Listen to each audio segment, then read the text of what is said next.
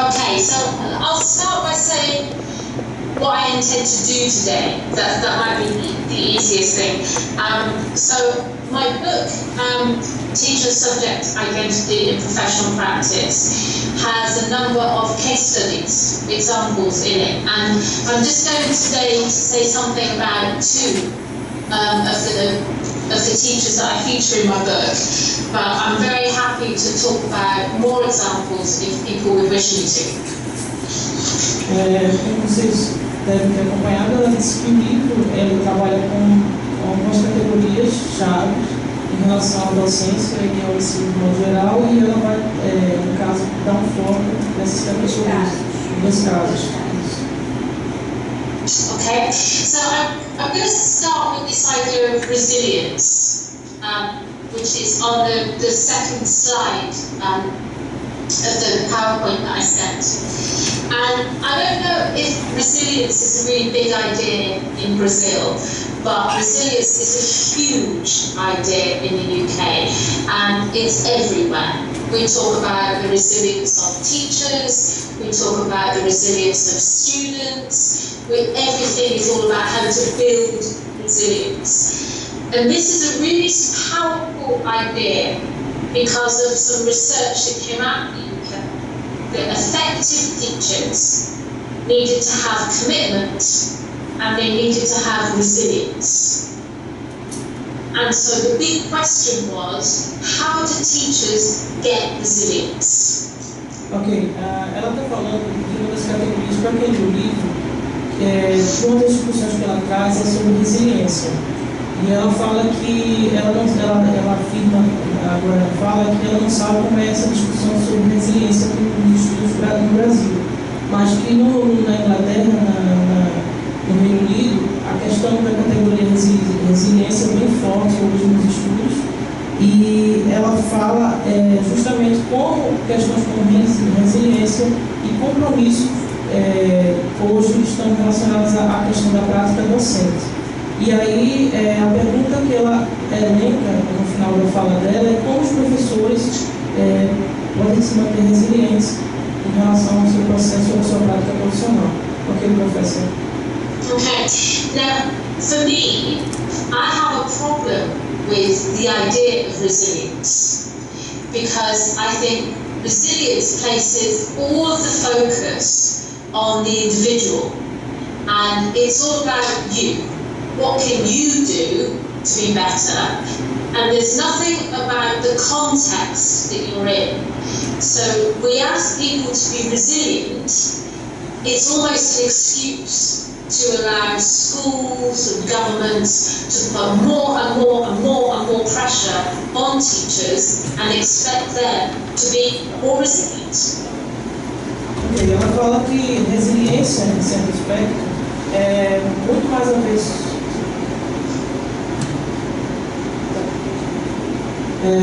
que a resiliência, em certo aspecto, é muito sobre você, o que é você, necessariamente, e, em certo aspecto, a parte do contexto em geral, e em termos de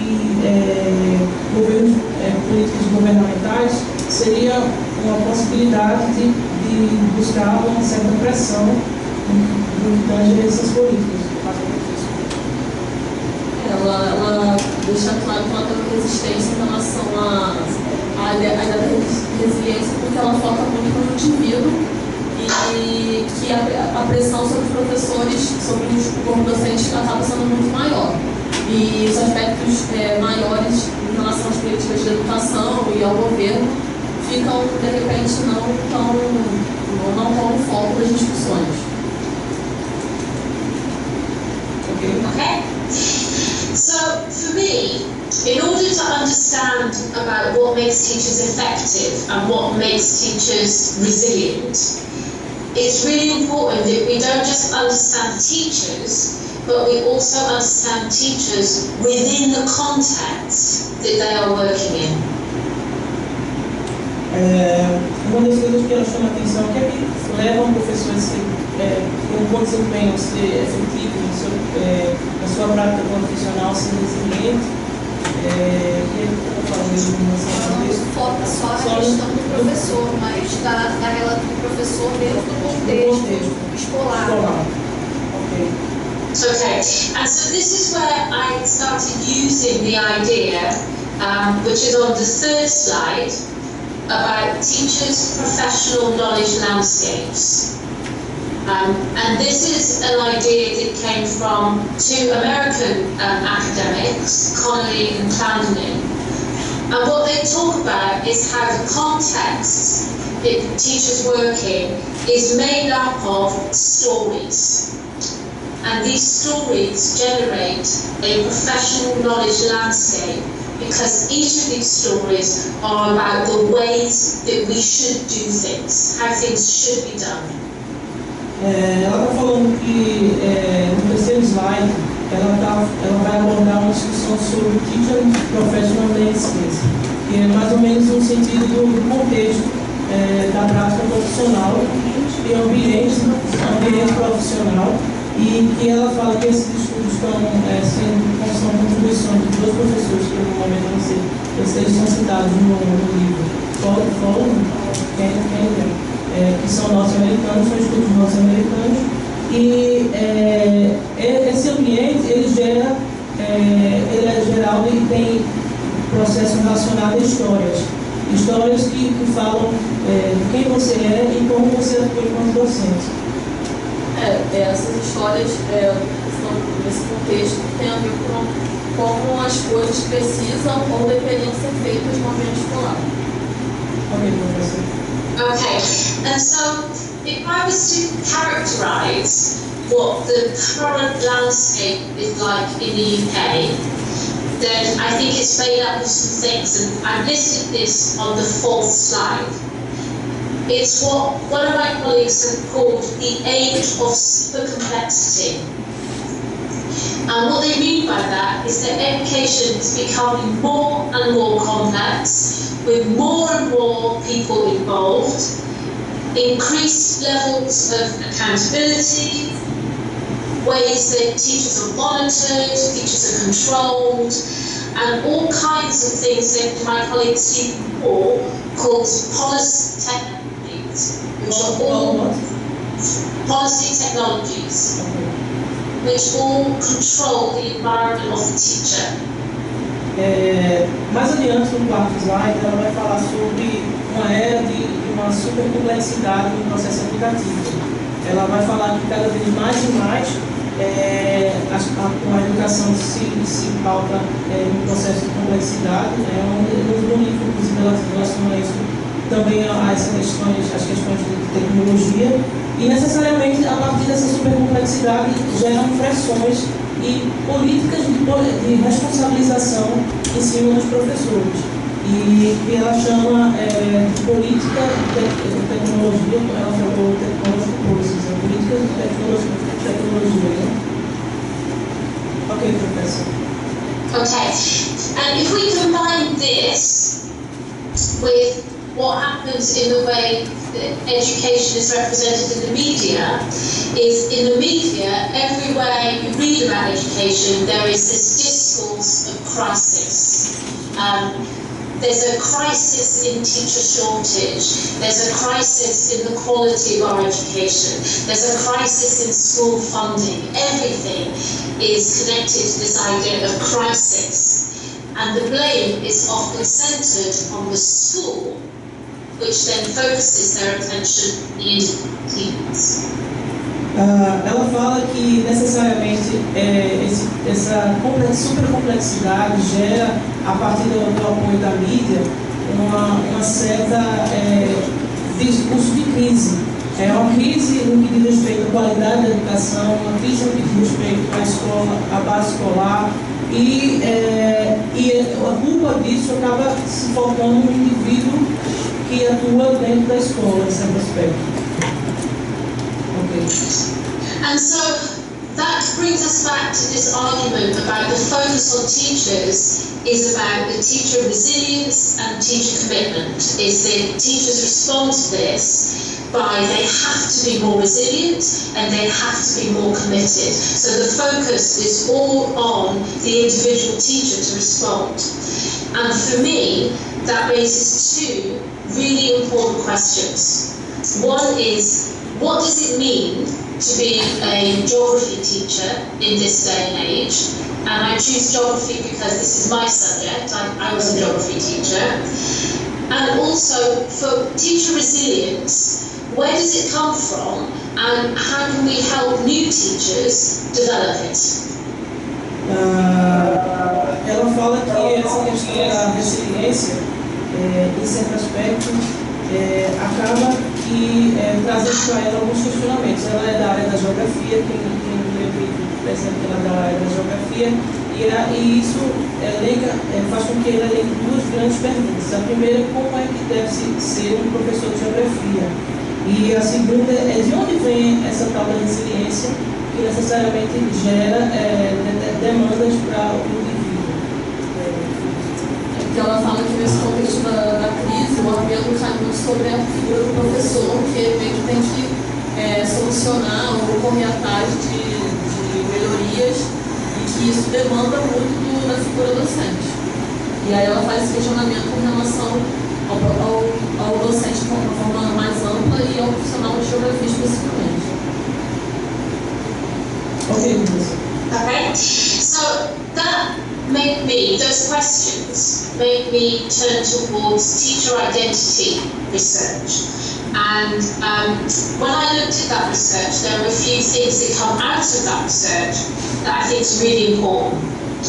The first one is that we can't understand teachers unless we understand the context that teachers work in. And this relationship between the individual and the context works together. So teachers influence the contexts and the contexts influence the teachers. There's an interplay between the two of them. Ela diz que essas pesquisas relacionadas à identidade do professor leva ela a focar numa categoria central, que é a questão do contexto. E aí ela, como no final, agora ela fala que tanto o contexto intervém, influencia o professor enquanto indivíduo, assim como o indivíduo enquanto docente, ele intervém e também influencia o contexto. A outra coisa que ela falou foi que isso fez ela se voltar para a questão da identidade do professor. Porque só, para quem não teve a oportunidade de ler o livro ou a resenha que a gente socializou, o foco central do livro é justamente na identidade do professor frente ao campo profissional e criativo. Okay, so that was one thing. Another thing is what's really important with teachers' identity is that it has an incredible impact on the individuals. So it's really strongly connected to their sense of self, who they think they are. It's incredibly emotional for them and can be enormously sustaining. So when a teacher feels that their identity matches who they are, then they can feel a great sense of fulfillment and a great sense of happiness. Ela fala que a questão da identidade é fulcral no que diz respeito à performance do professor, como ele se sente, como ele necessariamente se vê enquanto docente, e isso mexe também com questões de uma perspectiva emocional no seu processo de trabalho. Ela fala que ela já abordou a questão da interação do contexto com a questão da individualidade do professor, e ela fala sobre o senso do eu, né? O ego e o emocional, que estão envolvidos nessas relações. E essa interação do contexto na figura individual do professor também tem muito a ver com o quanto o professor se sente realizado naquela posição e quanto ele está feliz de estar ali atuando como docente. Okay, and so from that research, there are two things that I think are really key. One is that there's a difference between being a teacher and doing teaching.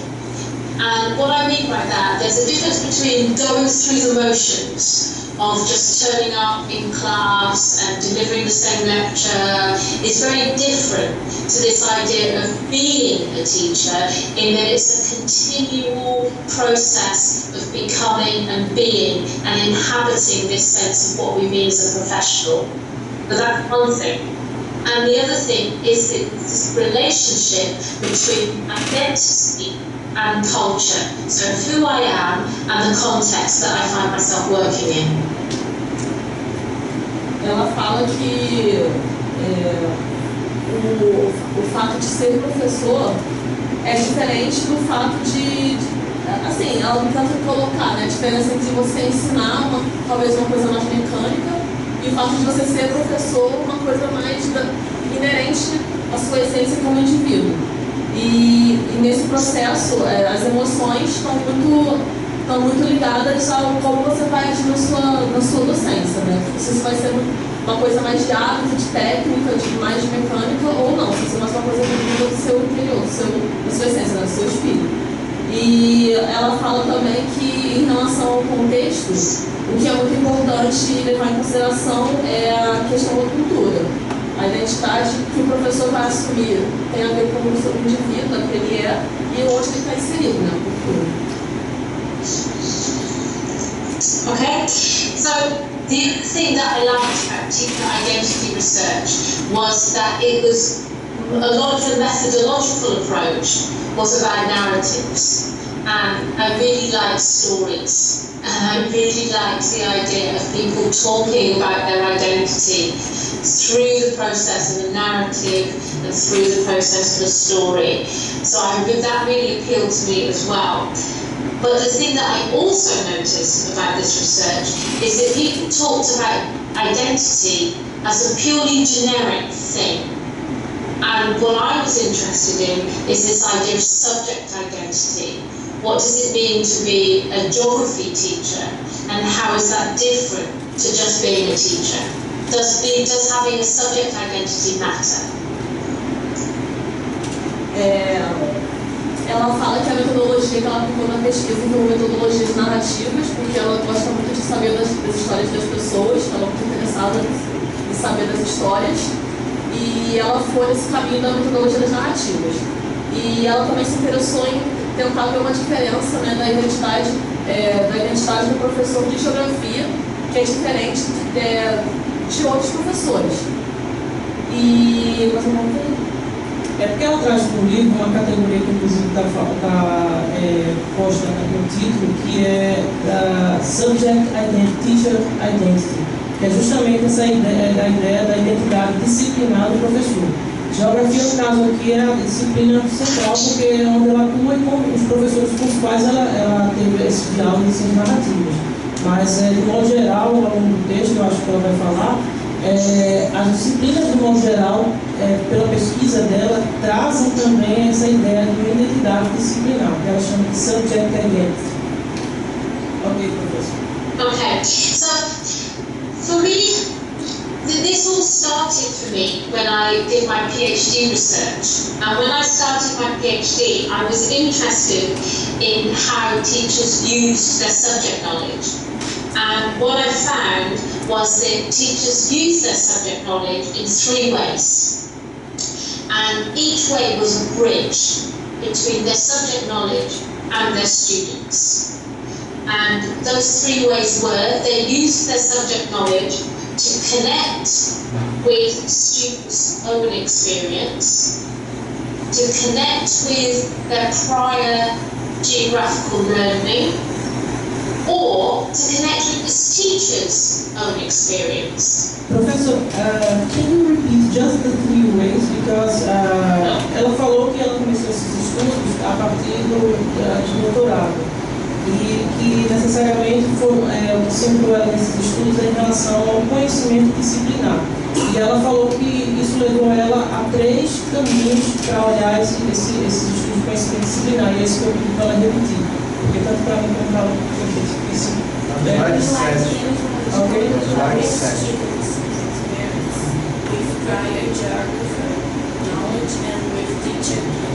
Eu vou pedir só para ela repetir. Can you repeat the 3 ways that you have? Sure. So they used it as a bridge to connect subject knowledge and of student experience. First one, student experience. Second one, prior geographical learning. And the third one, to connect it with an example from the teacher's own experience. Primeiro ela tentou fazer um link entre esse conhecimento disciplinar e as experiências dos alunos, dos estudantes. Segundo, em relação à questão dos professores de geografia e esse seu conhecimento na área da geografia. O conhecimento aos passados da geografia. E o terceiro,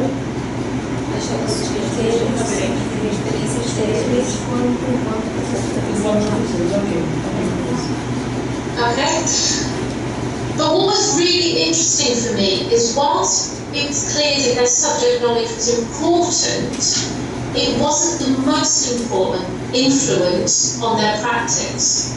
And they talked about how there were other influences, for instance, such as the schools that they worked in, that became much more influential in their day-to-day practice. Ela justamente tem que focar como a influência desse conhecimento na prática deles enquanto docentes e como isso se relaciona com essa identidade e essa prática disciplinar desse docente. Okay, professor. Okay, and so what I started to do is I'm a geographer, so I started to map these influences, and I started to try to understand where these influences were coming from and how strong they were for these individual teachers. Como a geógrafa, ela subiu, ela tentou mapear como é que essas influências, de onde elas vêm e como é que elas se dão nesse processo da prática dos docentes. E o grau de influência disso, nessa prática docente. Ok, professor. Okay, so in the PowerPoint that I sent around, there are some diagrams about how I tried to map those and the different, I call them cultures of influence that influence people's practice. And that was the kind of the theoretical, methodological approach that I used. And it also helped me to think about these cultures because they were not just ideas, but they were also shared actions, ways that people say, this is how we do things around here, this is the acceptable way of doing it. And so that idea really helped me. Ela disse que nos slides que ela socializou tem diagramas que mostram mais ou menos como é que ela mapeia esses conhecimentos e essa influência que ela falou anteriormente. E aí ela fala que nesses diagramas uma categoria que vai ser necessariamente central para orientar o diagrama é a questão cultural. E ela fala que as influências não ficam apenas no campo das ideias, como das ações. Ok, professor. Okay. And the advantage of thinking about these as cultures is that there are 5 ways that cultures behave. So I'll list the 5. First of all, cultures change over time. They're not static, they're dynamic. Okay, I'm going to write, okay, can you... Okay, go ahead. Go ahead. Okay? Okay. Number 2 is that people can belong to more than one culture at any one time. So people can be multicultural. Okay. Okay, go ahead. Okay. The second thing is that even if you're a member of a culture, you don't have to 100% participate in that culture. You can be a partial member of a culture. Okay. And when you're in a culture, you are an insider, you understand it, but what happens inside the culture can look really strange to people outside the culture.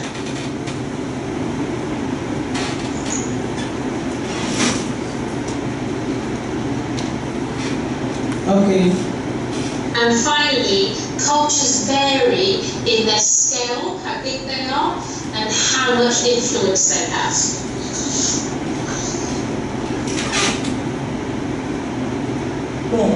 ela fala que essa perspectiva cultural, ela traz 5 perspectivas para tentar entender todo esse processo. Que a cultura não é estática, que ela muda de tempo a tempo.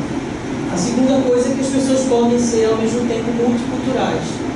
A terceira coisa é que mesmo que você faça parte de um grupo cultural propriamente dito, e esteja inserido 100% dele, mas isso não quer dizer que você esteja 100% banhado, a palavra não é banhado, mas envolvido nesse contexto. A quarta é que quando você está inserido num ambiente cultural, num grupo cultural, você tem mais capacidade de perceber o que é estranho das pessoas que estão fora desse contexto cultural do qual você faz parte. Ela fala que, no princípio, ela fala sobre a questão da escala, que as culturas elas variam de acordo com a escala e que isso tem variado as formas de influenciar. Ok, professor. Okay, so let me give you some examples. I think this will help kind of explain what I mean. So I'm going to talk about 2 examples from my book. The first one is a teacher called Mandy. And I'll explain, and so I worked with Mandy for 15 years. She was one of my first participants, and my last interview with her was 15 years later, so a long period of time. During that time, she had moved school, she had a family, her life had changed. Being an ordinary teacher, even got all the way to being a vice principal of the school. Ela traz exemplos com os quais ela trabalhou, porque essa pesquisa dela, vai ressaltar, foi realizada durante 15 anos com esse professor de geografia. E aí ela traz a história da Mandy, que na prática foi uma das pessoas com as quais ela trabalhou desde o início até o final dessa pesquisa de 15 anos. Então ela pôde acompanhar vários processos em relação a essa vida, essa vivência biográfica da Mandy. Desde mudanças de escola, quando ela começa esse processo prático de ensino, a questões familiares, até também quando ela se torna vice-diretora de uma escola. Okay. So Mandy's relationship with geography was, her big thing was that she was really motivated by the idea of social justice. And this permeated all aspects of her academic, teaching career, and it was everything. So for her, this is why you learn geography at school, is because it's about social justice. This explains the type of school that she worked in, and why she thought teaching was an important activity to do. Actually, I remember about Stephen. Ela falou que uma das questões que motivavam Mandy na vida dela profissional é a categoria da justiça social. E necessariamente por ela sempre estar preocupada e voltada para a questão da justiça social, isso vai influenciar na escola que ela escolhe trabalhar, no modo como ela atua enquanto docente. E aí onde ela vai chegar é a categoria central do livro dela, que é justamente essa identidade disciplinar. A justiça social para essa Mandy era exatamente o que fazia sentido para ela de estudar geografia. Por que existe a geografia? Para alcançar ou para entender ou para buscar essa justiça social. E por isso que a geografia era tão importante para ela, que era meio que era como alcançar isso que ela almejava.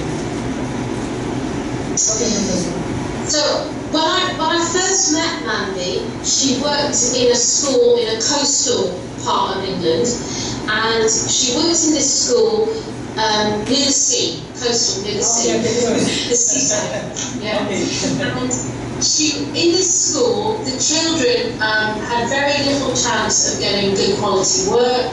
They had little history of educational experience, and she thought it was really children to learn about their local environment. That's what she thought was really key to their education experience, was they understood where they came from. Ok, ela falou que de início ela trabalhou em uma escola próxima ao litoral, na costa, e que ela trabalhou com crianças e que essas crianças pouco sabiam acerca, tinham poucas experiências e conhecimentos acerca do contexto de onde elas vinham, de onde elas eram. E aí isso foi um desafio, em certo aspecto, para ela, no que tange a prática docente dela em relação a essas crianças. Ok, professor.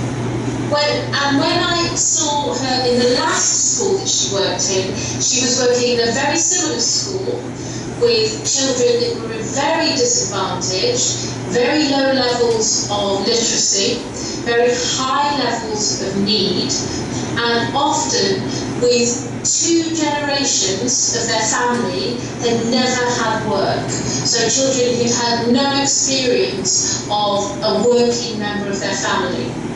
Ela disse que uma das últimas experiências, no caso, com qual ela teve com a MEND, ao longo dessas narrativas com a MEND, foi uma escola em que existiam estudantes bastante carentes, em que seus pais, em que existiam 2 gerações de familiares que basicamente tinham problemas com a questão da empregabilidade. Muitos deles eram filhos de pais que eram desempregados ou que não tinham uma estrutura econômica. E crianças que tinham pouca, como falando que ela está falando, de conhecimento mesmo, letramento, né? Enfim, ela fala de uma escola com crianças com grandes dificuldades econômicas e considerando também a realidade de seus pais. Ok. So there was an incredible consistency about Mandy's story.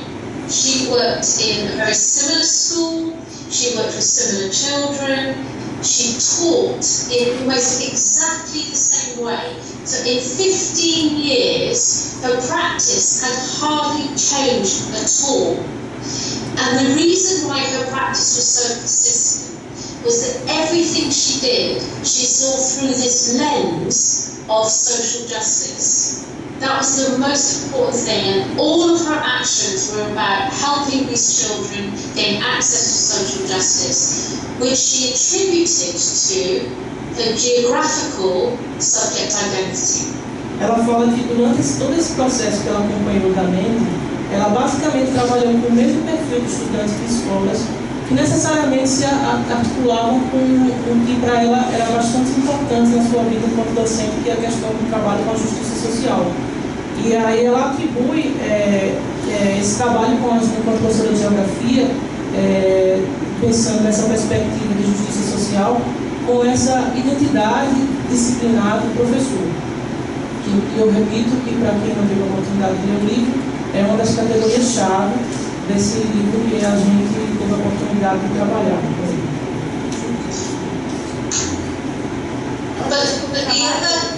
Just a moment. O trabalho dela mudou pouco, da Mendes mudou pouco, desde o início que ela começou a acompanhar a Mendes até o final. E ela atribui a consistência da prática, né, docente dela, ao fato de ela ter esse foco na questão da justiça social. Ok, professor. But the other really interesting thing about Mandy is that she worked in schools that shared her values. So her strong value of social justice was really shared by the school context and cultures that she was working in. So their values came together. They were very much in alignment. Ela fala que ela também trabalhou em escolas que, em certo aspecto, compartilhavam esses valores em relação à justiça social. Então, dá um tipo de meio que entrelaçamento entre ela, enquanto docente, sua prática docente, e as pessoas com as quais ela se relaciona nesse ambiente escolar. Que esse ambiente escolar, no caso, deu suporte também às crianças e a forma como essa professora atuava, porque compartilhava desse pensamento mandatório, né, de justiça social, de buscar isso, de tentar implementar isso de alguma forma com as crianças dentro da escola. Ok, professor. Okay, so I'm going to contrast Mandy's story with Daisy, who's another teacher that I worked with. Now, Daisy works in a very similar type of school. So a school with very similar needs, but a quite different way of handling those needs. So Mandy worked in a school where everybody worked together and shared these values. Daisy worked in a school where the teachers were very much told what to do, and the school management team had a very different approach to working with teachers. Ela fez estudos comparativos com a realidade de outra professora, que no caso chama-se Daisy, e ela percebe que existem diferenças, embora a realidade das escolas, em termos das necessidades dos alunos da escola de modo geral, entre as escolas que Daisy atuou e Mandy eram iguais, mas a concepção e os valores que, no caso, circulam na escola de Daisy, a concepção de gerenciamento de gestão escolar, no caso da Daisy, se diferencia em relação ao caso da Mandy. Que foram escolas com contextos parecidos, mas formas diferentes de lidar com essas carências dos alunos e formas diferentes também de direcionar ou orientar essa prática pedagógica dos professores, de acordo com a direção da escola. De acordo com a direção da escola da Daisy. E ela falou também uma questão mesmo que vai levar também, que no livro nós temos, a questão da política de responsabilização. Não sei se em algum momento ela vai falar, mas essa é uma questão que o tempo todo ela traz com essas narrativas que ela traz para apontar as categorias teóricas, essa política de responsabilização no final do século XX, do século XXI, tanto na Inglaterra como na Austrália. So, from the outside, from my perspective, the schools were actually doing things that were quite similar. But the difference was not in what the schools were doing, but it was how these two teachers perceived what the school was doing. So in the case of Mandy, she was very happy with how the school was working and the different activities. With Daisy, she saw the way... So are we ready to start again? Yeah. Okay, so I was telling you about Daisy and Daisy's school. There's one thing I'll tell you about Daisy which I think is really interesting about her, is that she was a skateboarder, and she really liked being naughty when she was a little child. And for her, geography was the only subject that helped speak to her about her experience of being a child and of being a child in the city where she lived. Ela fala que para Daisy a geografia era a única matéria que conseguia explicar ou chegar perto de explicar a experiência que ela teve como criança, né, onde ela vivia, na cidade que ela vivia. And this... Essa passagem dela é importante. Just a moment, we are asking another friend of ours to help in the translation. Nossas cadeiras aqui, tivessem as moças aqui.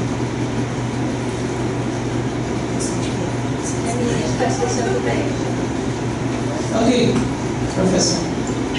And this is at the heart of Daisy's subject story, which was about keeping it real. For her, it was all about things being real. And this is why geography appealed to her, is how she liked to teach geography, and to find her pedagogy. It was all about bringing real experiences into the classroom. Ela fala que isso é como se fosse o coração da prática docente, da própria Daisy enquanto docente. Explica como ela atua enquanto docente da área de geografia, como ela vê o contexto profissional e o ensino em si. E também a ideia de trazer experiências reais para a sala de aula, né? Os compromissos dela de trazer experiências reais para a sala de aula. Ok, professor. And so, what was different between Daisy and Mandy is that for Daisy, what her school was trying to do was in real competition with what she felt was the right way to teach geography. So there was a real tension between her subject identity and the school context that she was working in. Ela fala que uma diferença central entre a prática docente de Mandy é justamente em relação aos valores e o que ela pensa e entende como prática docente de uma professora de geografia e necessariamente os valores e as práticas políticas, no caso da escola, de modo geral, em relação a esse ensino. And this tension for her became so difficult, it was so difficult for her to manage this, that she was incredibly unhappy. She talked about teaching as being like digging holes, that there was no point to what she was doing. She felt no fulfillment in her professional practice. She felt that everything she did was pointless. And this is a really good example of how a teacher's subject identity and the school context that they're working in, when they're in tension, can have a really challenging effect on that individual teacher, as it did for Daisy. Ela fala que essas tensões ocorridas na escola dela, principalmente com essas políticas, uma perspectiva de gestão, influenciaram, no caso, bastante a sua prática docente enquanto professora de geografia. E isso trazia um pouco de um certo, emocionalmente, uma certa não felicidade. Ela metaforicamente fala como se fosse tendo que cavar o tempo todo buracos para poder atuar enquanto docente na perspectiva da identidade de professora de geografia que ela tem consigo no seu campo profissional. E isso necessariamente faz com que ela tenha que ter dificuldades na prática por conta dessa tensão com o campo profissional, o contexto profissional em si. Ok. And what I think is going on here, I want to emphasize that the two school contexts were quite similar. The difference wasn't the schools necessarily, it was the way that the teachers and what they understood to be the right way to teach, how that was differently interpreted in those different schools. So what we have are two teachers in similar contexts but reacting to those contexts really differently because of their own value system about what they think is important. Ela fala que na prática as duas escolas em geral elas não têm diferenças em si, mas por outro lado essas tensões e essa maneira de ver a prática docente é o que diferencia a escola da Daisy da escola da Mandy. E são os valores dos professores em relação à prática docente em si, no caso aqui da geografia. They are both using the same strategies. They're both resisting and complying in different ways, to different extents. But for them, the big difference is the extent to which what they think is important. So for Mandy, social justice, and for Daisy, it's about keeping it real. The ways, the opportunities that they have to express that within the school context that they work in. Ela fala que elas se utilizam de estratégias similares em termos de resistência, de modo geral, na prática docente, para manter viva aquilo que elas chamam, aquilo que está motivando a sua prática de docente de geografia. No caso da Mandy, a questão da justiça social, e da Daisy, keep it real, como é que traduzir isso? Manter sempre viva a realidade, essa realidade. Dialogar com a realidade, né? Então acho que havendo essa diferença na forma como eles encaram a disciplina. Ok.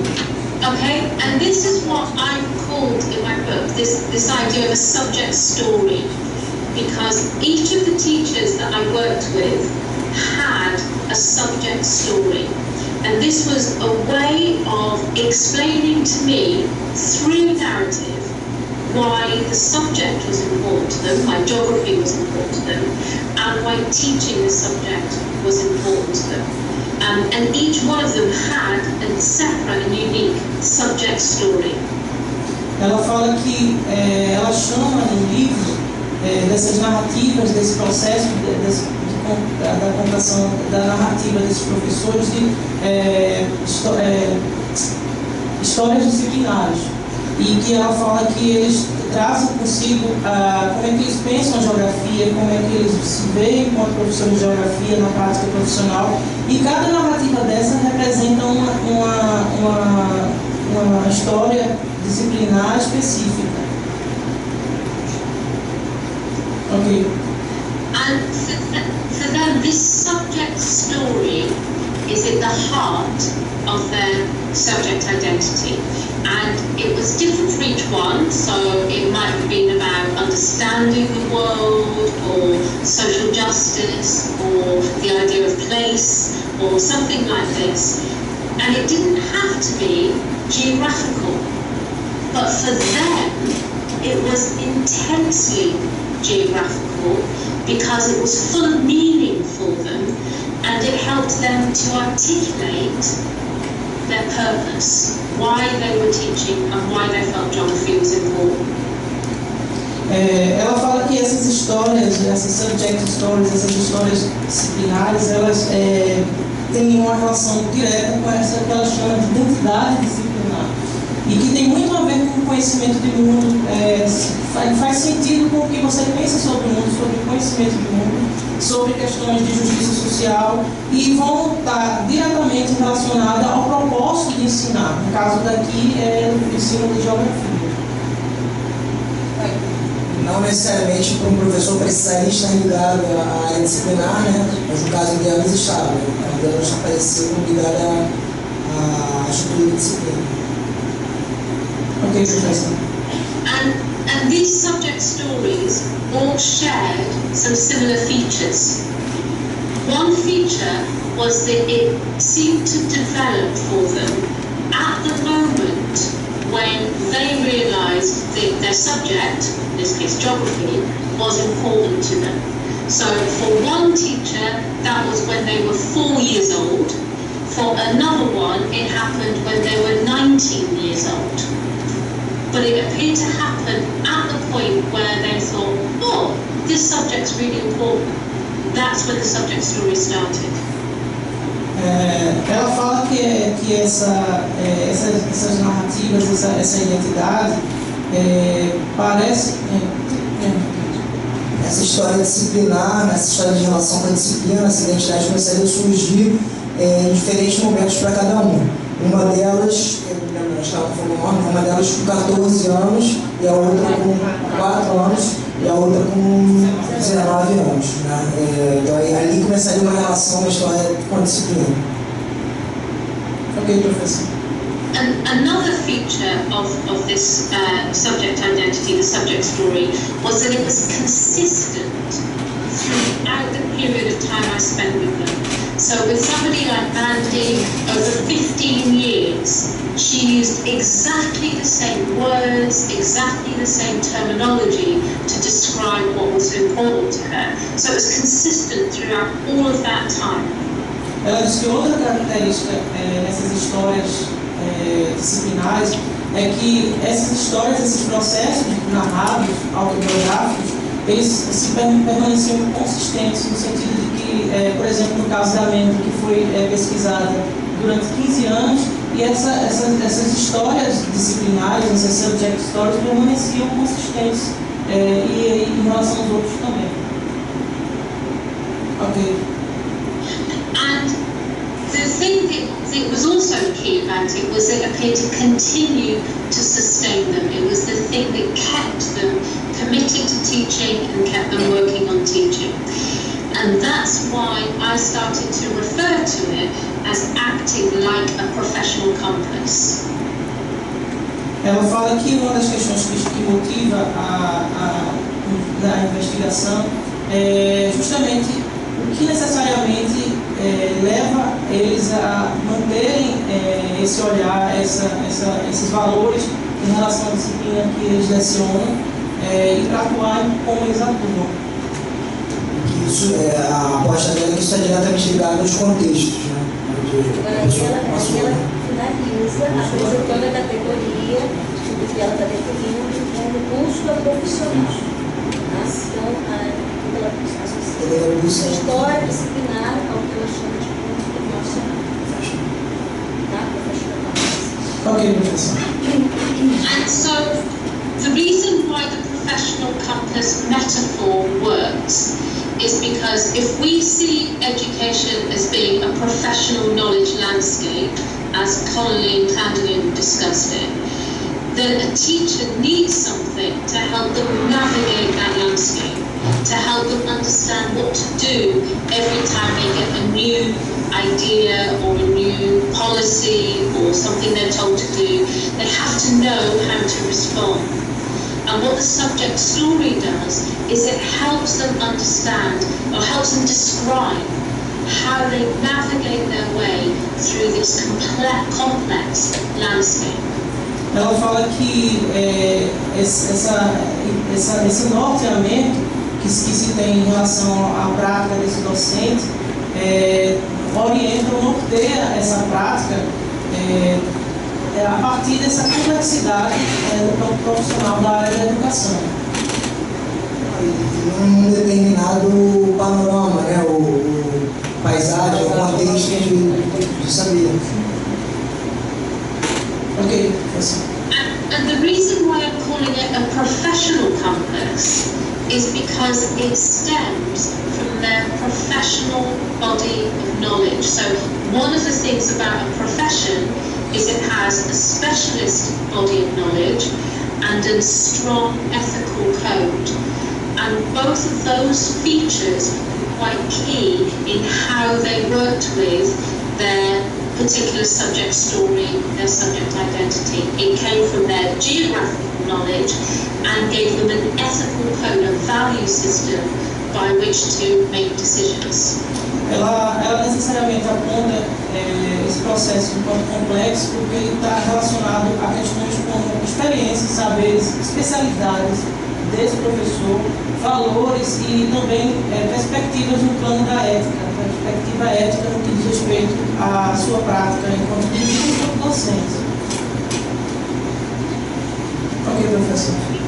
So I'll just finish up by saying what I think some of the implications are of this idea of a professional compass, because what I think is important for this idea is if we can use it to help build new teachers that have a strong professional compass, then we might be building teachers who are more resilient, who are able to stay in teaching for a longer time and be happier in their teaching careers. So that's what I'll go on to say before I finish. Ela disse que essa concepção, essa ideia de complexidade, se isso for levado numa perspectiva acadêmica, em termos inclusive da formação docente, isso pode ajudar professores a terem mais possibilidades de terem elementos ou instrumentos de uma prática mais feliz, mais efetiva, mais compromissada, etc. De alguma maneira tem essa bússola profissional ser mais forte, né? Ser mais ser realmente continuar podendo ser um norteador, né? Da resiliência. Ok, professor. And so there are three things. The first one is engagement with a subject story is really key. So we should be encouraging new teachers to think about their relationship with their subject and what their own subject story might be. Ela disse que uma questão-chave, uma primeira-chave é esse compromisso com essas histórias subjetivas, essas histórias da vida disciplinar desse professor. E eles terem esse entendimento também, né? Fazer esse movimento reflexivo, né? Para se fortalecer. O mais importante da busca profissional, toda a nossa essa busca profissional, é essa possibilidade de autodefinição do assessor em sala de aula. Ok, professor. Okay, number 2. The second thing is we need teachers to understand that contexts have got value systems as well. And if they're working in a context that has different values to their own values, that's not going to end well. So we need teachers to understand that where they work and the values in where they work is going to be really important for their future happiness. Ela fala que é também importante que para o professor compreender que existem valores no sistema, numa perspectiva do contexto da escola, que necessariamente lidam com os valores do professor enquanto indivíduo, enquanto docente. E que necessariamente, se não houver uma boa relação entre esses valores, essa história não pode terminar bem. Ela fala sobre a questão dos contextos diferentes das escolas, onde esse profissional vai atuar, porque existe justamente o que ele falou, né, a variedade de valores e contextos diferentes. E que, como ele disse, se não houver esse entrelaçamento com os valores do professor, fica um trabalho mais complicado em relação à felicidade do professor, à autorização do seu professor. Ok, professor. And my third and final point is that what teachers need when they're learning to teach is an understanding of practice. Of course, they need to know how to teach, but they also need to develop a strong and robust relationship with their discipline as well to maintain this subject story. And that's what John Furlong calls they need a professional education, which is about practice, but they also need personal education as well in understanding what the disciplines can contribute to them as a person too. Ela fala que é muito importante, obviamente, para o professor ter uma compreensão e uma formação, uma perspectiva de compreender a prática profissional em si, a prática de ensino, mas é importante também ter uma boa relação, uma robusta relação com a sua relação com a disciplina e sua identidade disciplinar propriamente dita. E ela fala, que eu não peguei quem é o autor, John Fellow, como é? Que ele fala justamente, what's the name of the scientist? John Fellow. Porque ele traz duas categorias, que é essa educação profissional, que está relacionada à prática, e essa personal education, que é essa educação na perspectiva pessoal, que está relacionada à disciplina propriamente dita. Ok, professor. Okay, thank you for listening. Thank you.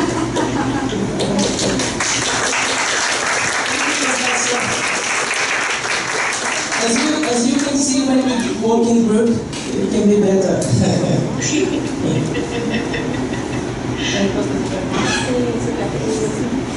Claire, do you have a few minutes to answer some questions? Thank you. I'd be happy to, yeah, of course. I have one question. It's related to sacred stories. Okay. At the first time when I read your book, when I read the name Sacred Stories, I understood literally the meaning. But is it related to hegemonic discourse? Because nowadays in our group, where Professor Carmen is our tutor, we are working with discourse theory. And my question is, when you are talking about sacred stories, for example, in a school, related to accountability, politics, are you relating to the hegemonic discourse in a social order? I have to translate what I have asked. Sure, go ahead. Porque em determinado momento do livro ela fala em sacred stories. Literalmente, quando a gente vai traduzir, são histórias, digamos assim, sagradas, consagradas, enfim. Aí a minha dúvida, na perspectiva do discurso, é se essas sacred stories que ela se refere ao longo do livro, ela relaciona discursos hegemônicos numa obra social. Ok, professor. Okay, so the term sacred stories comes directly from Connolly and Clandidin, it's their term, they use it. And they use it in order to describe, I think, what is quite similar to a hegemonic discourse, is that what they say is that within school contexts, there are stories which, some of which are explicit, and some of which are implicit, the landscape of working in a particular school.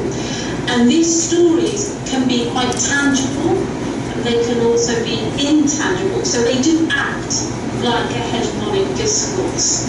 And they have a lot of power, and they have a lot of authority, and they tell teachers how to behave. So I think there is strong parallels with the idea of a hegemonic discourse, although Connolly and Clandon don't use that terminology themselves, because obviously, well, they suggest that a sacred story in one school might be different to a sacred story in another school, and so they're quite context specific, but I think they behave in quite similar ways. Ok, ela diz que na prática pode-se sim compreender essas sacred stories, que ela inclusive ela traz esse termo a partir de dois autores com os quais ela trabalha ao longo de todo o livro, que é o Canning e o Holland, que são norte-americanos, e que ela diz que esses discursos podem se manifestar hegemonicamente de modo implícito ou explícito no contexto escolar, e que podem variar de uma escola a outra de acordo com o contexto. Pensando na ideia de que pode variar de uma escola para outra, talvez tenha mais a ver com uma coisa de uma cultura institucional do que uma ideia de discursos hegemônicos. Porque a ideia de discurso hegemônico seria uma ideia de que em qualquer escola não estaria presente uma vez que é hegemônico.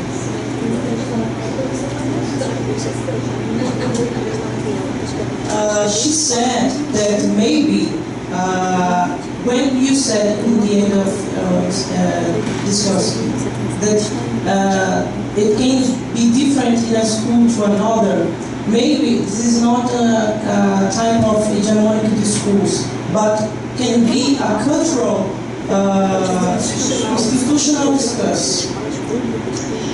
It could be, and I think that's probably why Connolly and Clandon don't refer to it as a hegemonic discourse, because it can be cultural and it can be context specific, but it also can be hegemonic as well.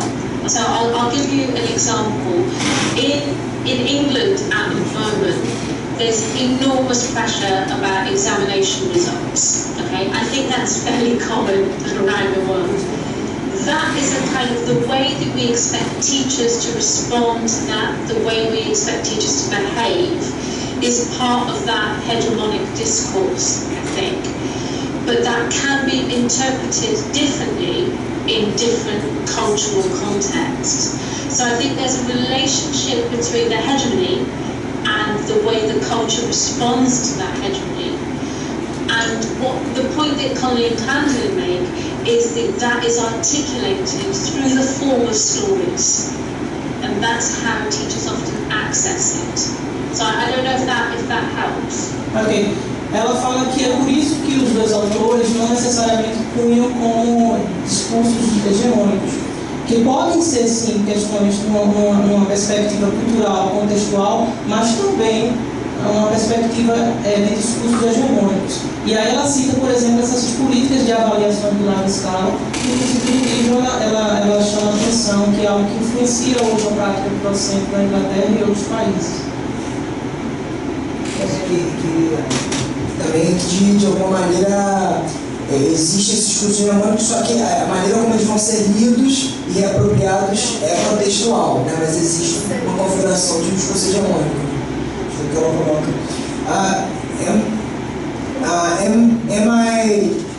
In your book, I think you propose a dialogue, teacher, with Stefan Ball also, when you talk about different contexts in which discourses are circulate. Am I wrong? No, absolutely, absolutely. Just a second, I'm sorry. Então, esse também, no livro, ela também faz um diálogo com o Stefan Ball sobre a questão de circulação de discursos, identitativos. Ok? So I mean, Stephen's early work, particularly when he did the work he did in comprehensive schools, there's a similarity there. But what he tended to do is take the school as being the kind of focus of study, and also through his use of a Foucauldian analysis in the way that power relationships are developed within the school. In Stephen's work, although he does spend a little bit of time talking about subject identity, he tends to treat it in quite a simplistic, in my view, quite simplistic way, in that he sees people as being geography teachers, science teachers, and that those are connected to subcultures within the school. And I would certainly agree that in schools there are subcultures around subject communities that portray a particular way of teaching.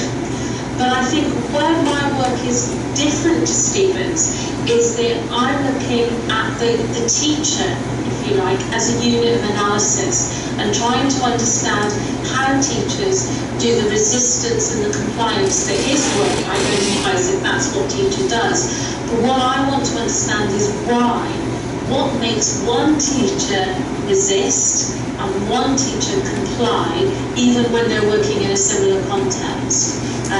So I think that's where my work in Stephen's it is about focus of the scale of what we're looking at, but also I think he looks at the grand narratives that are taking place, whereas my interest is a little bit more personal in relation to individuals. O Stephen Ball falou que sim, que existe compatibilidade, existe diálogo, mas que o Stephen Ball ele toma, quando ele olha para a escola, ele toma a escola como um todo, como foco de análise, e os professores e suas diferentes disciplinas são olhados como subculturas, professor de história, professor de geografia, mas não olha o professor individualmente, pessoalmente.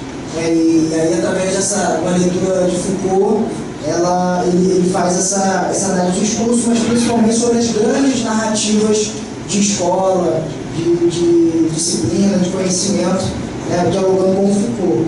E a diferença, então, seria principalmente que a unidade de análise dela é o professor. O que leva o professor a resistir ou a ceder. E aí seria, então, isso, uma análise mais individual, pessoal. O Stephen Ball falaria pouco sobre identidade disciplinar, mas teria sua importância.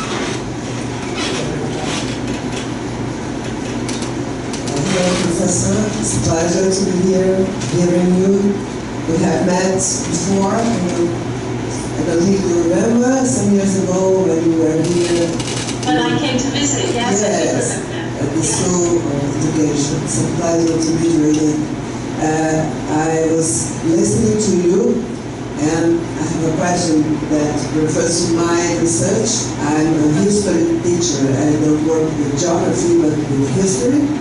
And the way teachers deal with the discipline, history, subject matter, and my focus was on the constructions they create to teach and to understand these creations in the field of didactics, of history didactics. I was not worried or thinking about identity construction, but this construction.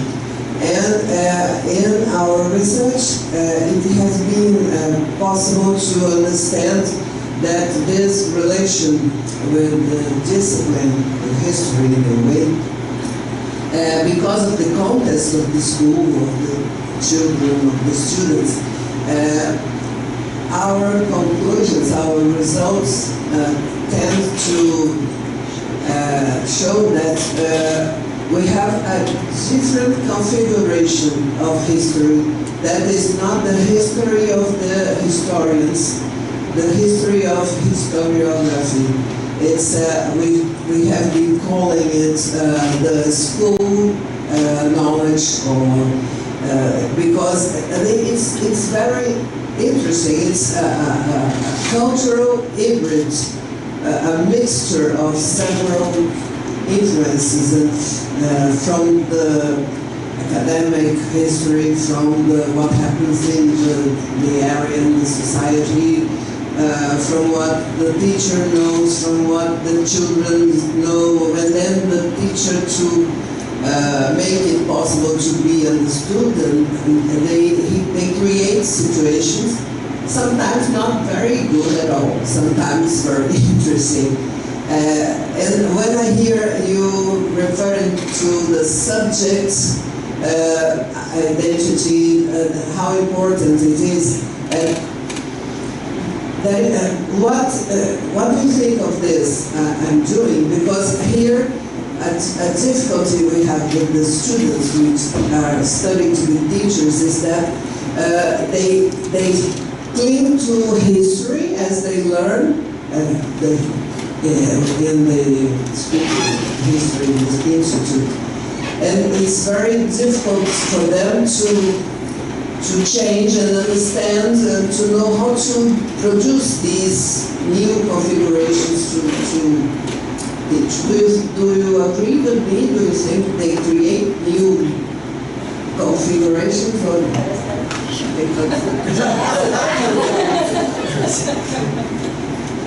have to turn this to Portuguese just a moment. In response to your question, I would say that when I started doing this work, what I wanted to find out is what you described. I wanted to be able to find ways that I could describe how different geography teachers created a perspective on school geography, or how they created a perspective between the university discipline and the school discipline. And I couldn't find it. There didn't appear to be any clear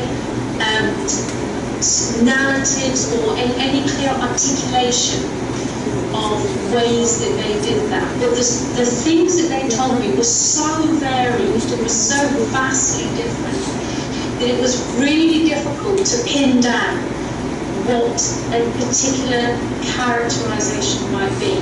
So within the English geography community, there's been a number of surveys, particularly in the 1980s, where people tried to characterize different conceptions or persuasions of geography. So Rex Morford did some, Elizabeth Barrett-Hacking did some, and they tried to create different typologies of geography education. And what I wanted to do is to be able to add to that research, but I couldn't find it. I couldn't find that it was neatly packaged like that. And I think one of the reasons why I couldn't find it, and maybe it's stronger in history than it is in geography, is because I think there are stronger discussions in the history community about the purpose of history and what teaching is. There are stronger narratives around that in the science education community and also in the mathematics education community. I don't think that there is as strong an argument within the geography education community. There's another difference as well, I think, which is you mentioned didactics. And as you know, in England, we don't have a tradition of didactics in the same way that there's a tradition of didactics in Northern Europe, Southern Europe, and in other parts of the world. And I think what a tradition of didactics does is it introduces philosophical questions about why are we teaching what it is that we're teaching, which I think is absent in the English teacher education system. And so consequently, where that leaves a gap as to why are we teaching this, in the English system, teachers fill that gap with their own stories, with their own rationale, with their own way of making sense. Now, having said that, there may be that there's some scope of having grander narratives or more official stories about teaching geography is this, teaching geography is that, and maybe that would mean that there would be more of a continuity about those identities. I don't know. But I really wanted to find that in my research, and I just couldn't find it. What I found was the thing that was really individualized and completely different. So I don't know if that's of interest to you. No, it interests me because I was not worried about identity at the moment. I worked with contributions from Schumann to help me understand how teachers explain what they do and how they explain. Sometimes they didn't know how to do that. They said, "You want to help me? I don't know why I do that, why I explain this way or that." But the contribution of Schumann was very important to me to give me the instruments to start to analyze what did really Michael Young. I understood the sense of, for you in England, what is pedagogical, what's pedagogy. It's different from what we understand and mean here in Portuguese in Brazil. But just a moment for me to translate to the other people here. Sure, of course. Mas o resumo. Fala a sua pergunta, aí a resposta dela tem, só para ajudar. Então, a minha pergunta é que eu sou da área de história, né, e eu tenho pesquisado como os professores explicam, como eles produzem o que a gente tem chamado de conhecimento escolar, né, e que a nossa tese, uma hipótese, é que os professores produzem uma história que é diferente, tem uma configuração epistemológica diferenciada em relação à história dos historiadores, né? Seria a história escolar. Então, o meu foco tem sido procurar entender como é que os professores produzem, né? Como é que eles produzem e ensinam, né? E aí na linha dos saberes docentes, né? Como é que eles explicam. E o meu foco inicial era muito da didática, para tentar entender essa construção e me ajudar na formação de professores, para poder trabalhar com os professores nessa formação. E a ela defende a identidade disciplinária, a importância da geografia enquanto uma disciplina, e ela não faz menção de uma geografia escolar ou de uma geografia acadêmica. Ela fala da geografia. O que para nós na história é um desafio. E trazer a história dos historiadores para a escola não tem ajudado os estudantes que estão em formação a desenvolver uma outra área. A gente tem que, a minha pesquisa, a pesquisa da Carmen e do seu grupo, né? E a gente tem buscado entender essa produção. E aí eu perguntei a ela como é que ela via isso, né? Porque ela está defendendo muito fortemente a geografia, mas que geografia é essa que ela está fazendo? Ajuda a responder. Enfim, é que ela falou que ela tentou fazer isso no início, né? Ela foi buscar, né? Mas ela não encontrou exatamente. Ela não encontrou buscar isso, mas o que ela viu que eram histórias muito pessoais mesmo, que se construíam nas fontes de pesquisa dela. De narrativa, e ela foi buscar, assim, pelo que eu entendi, ela estava instigada a entender esse tipo de coisa, mas o que ela encontrou foi uma presença muito forte da relação dos professores com a disciplina. Agora, eu ainda fiquei em dúvida assim, se realmente ela se refere à disciplina acadêmica ou à disciplina escolar, porque talvez esse conhecimento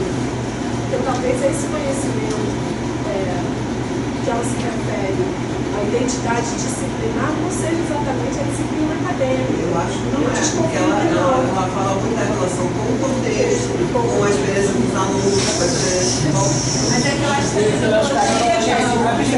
Vamos organizar. Fechar. Tem a ver com, eu acho que na verdade história, aí falou que num campo, ela acredita que talvez também ela tem a geografia, então o campo dela, ela acredita que o campo da história é mais forte, tem que ser mais forte nas discussões sobre os propósitos da disciplina e o porquê de ensinar. Isso dentro da comunidade disciplinar de história. Isso não aconteceria em geografia lá. Né? Outra coisa que ela sentiu um estranhamento na sua fala, assim, em relação ao texto dela, é o uso da prova didática. Né? Que ela falou que no norte da Europa, tanto no norte como no sul da Europa, ela não conhece outras tradições, a didática está sempre ocupada para aquela história, né? No como ensinar e pouco no porquê ensinar. E aí acaba que os professores preenchem isso com suas histórias pessoais, né? Motivos e na Inglaterra, né? Que a didática não tem uma tradição na Inglaterra. Isso, o que ela falou. Não didática. E aí foi preenchido pelas histórias pessoais da relação. Não, só para reforçar que ela, como a colega que explanou, ela sentiu dificuldades, principalmente porque as narrativas eram amplas e vastas, eram diversas, então ela viu a dificuldade de se categorizar. Aí ela cita que estudos nos anos de 98 vão trazer contribuições em termos de tipologias de ensino de geografia. E aí foi quando ela entrou na questão da didática. Agora, gente, é só para pedir por questão da filmagem que as pessoas tentem falar no microfone.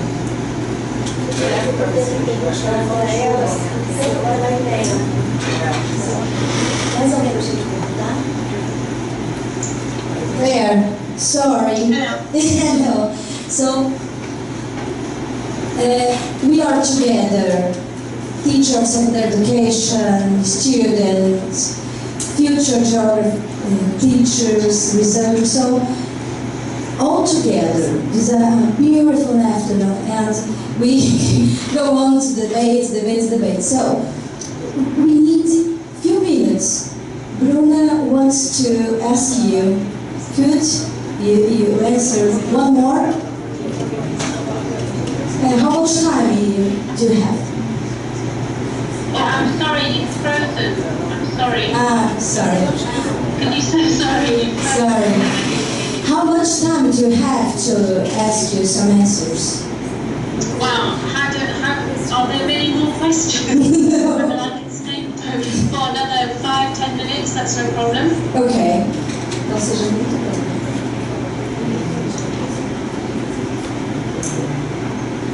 Hello, Claire. Hi. My name is Bruna. I'm studying Master in Education, but I'm going to ask my question in Portuguese and someone's going to translate, okay? Minha pergunta é de cunho metodológico. Como é que você selecionou esses professores que foram entrevistados e como é que essas narrativas foram colhidas deles? Foram entrevistas em que eles falavam abertamente, se tinha algum direcionamento? Porque no nosso grupo de pesquisa a gente também está trabalhando com narrativas. Essa é uma questão que tem me incomodado um pouco. Her question is focusing on the methodology that you have applied. She is asking, how have you accessed the interviewed teachers, and the way you have interviewed, if it was in a direct way, if it was in an interview, in a narrative approach, in an open interview, how have you done methodologically speaking? The narrative. Okay. Sure. So when I first started, so the beginnings of this research started with my PhD, and at the time, everybody was doing research on new teachers, on new starting teachers, beginner teachers, and I wanted to look at really, really good teachers. I wanted to look at expert teachers. And this gave me an enormous problem, because how do you find really good teachers? You can go by different criteria. You can look at years of experience, you can look at recommendations, you can look at results. but ultimately it's really difficult to differentiate what is a really good teacher. So what I ended up doing is going by recommendation. So asking colleagues and other people in the geography education community to recommend to me really good teachers and to get them to explain why they recommended those teachers. And that was really interesting in itself, because what happened with that is that people recommended teachers that shared their own values, shared their qualities. So people in a university recommended teachers who were interested in research. People in schools recommended teachers that had a great relationship with students. People in the inspectorate service recommended teachers that were really good at what the inspectors looked at. So everybody had their own perspective on what made a really good teacher. And that was an interesting part of my data analysis in the first instance. After I finished my PhD, I just chose teachers that I found interesting. So I worked with lots and lots of different teachers, and every time I met somebody who seemed to have a different perspective, or somebody who didn't fit the kind of characteristics of all the teachers I'd worked with before, I would say to them, can I start working with you too? So it became more of a kind of an opportunistic sampling, but it also became that I started to ask people that I thought might disrupt my understanding, might tell me something new or different. So that was how I selected them. How I interviewed them, again, varied enormously. I started off often visiting them in their home, going to their home environment, not their school, but their actual home where they lived, and meeting their families, and in some cases I stayed the night, and just talked to them, just talked and just got them talking, tried to develop a relationship and just got them talking. I did some more formal interviews where I actually had kind of, not questions, but areas to talk about. And I often said things like, tell me about your relationship with geography. You know, very, very open questions to get them to talk. And then as our relationship developed over time, I found that it became much, much easier, that I would just have to ring them and they would start talking, you know, because we developed a relationship where they were so used to talking to me, they just would do it and I would have to ask them very little, but just listen. So, I hope that helps. Ela disse que ela começou os estudos dela do doutorado numa época em que as pessoas estavam sempre buscando pesquisa com professores iniciantes. E ela quis acessar, a maioria de professores que ela queria acessar na pesquisa dela eram aqueles professores que eram tidos de excelência. E aí a grande dificuldade que ela teve no início é entender qual o sentido de excelência, como entender um professor como um professor de bom desempenho, que excelência é essa? E aí ela falou que existiam várias categorias, as experiências, as recomendações, e vários critérios levavam a essa categoria professor expert, professor com bom desempenho. E aí ela optou, diante desse campo vasto, para a categoria de pessoas que foram recomendadas por diversos colegas, tanto da academia como professores também, que consideravam outros como professores de excelência. E aí ela observou que o que motivava essa recomendação e essa definição de que essas pessoas eram de excelência era justamente porque essas pessoas compartilhavam dos mesmos valores que esses professores acessados. Então, por exemplo, professores pesquisadores na universidade que eram amigos dela, no caso, indicavam professores que se interessavam, tinham propósito de valores próximos à pesquisa, assim como professores relacionados ela falou subject, não foi?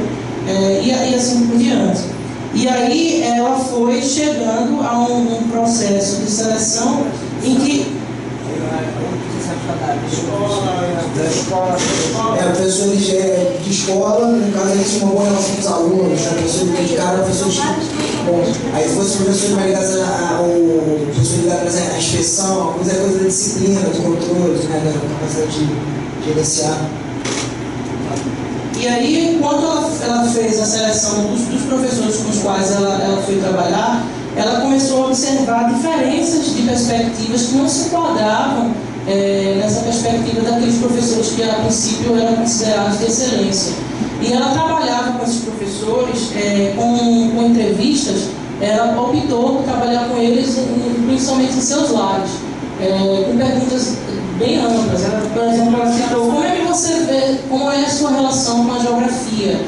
Ele ficou num relacionamento, além de uma pesquisa mais formal. Exato, ela falou isso.